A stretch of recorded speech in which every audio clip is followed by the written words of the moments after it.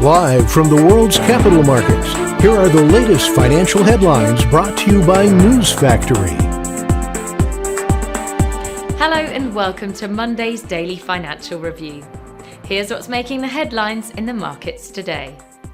The dollar-yen price remained largely unchanged in the last session. The Williams indicator indicates an overbought market. The Bitcoin-dollar pair rose 0.2% in the last session, after gaining as much as 1.4% during the session.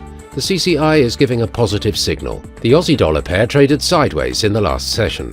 The ROC is giving a negative signal. The oil-dollar price remained largely unchanged in the last session.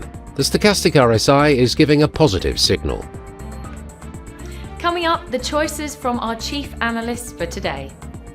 Oil prices settled higher on Friday, garnering support from tensions in the Middle East, but a strong dollar and US inflation data quashed hopes that the Federal Reserve would cut interest rates soon, giving prices a ceiling. US stocks finished off last week strong, buoyed by a rally in mega-cap growth stocks, following robust quarterly results from technology heavyweights Alphabet and Microsoft, in addition to moderate inflation data. The dollar surged to a fresh 34-year high against the yen on Friday, bolstered in part by US inflation data that showed no signs of easing, coming in line with forecasts and affirming expectations that the Federal Reserve will likely delay cutting interest rates to later this year.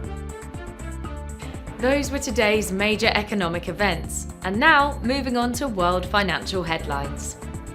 The US Dallas Fed Manufacturing Business Index will be released at 14:30 GMT. The US 3-month bill auction at 15:30 GMT. The Eurozone's business climate at 9 GMT. Finland's consumer confidence will be released at 5 GMT. Japan's unemployment rate at 23:30 GMT.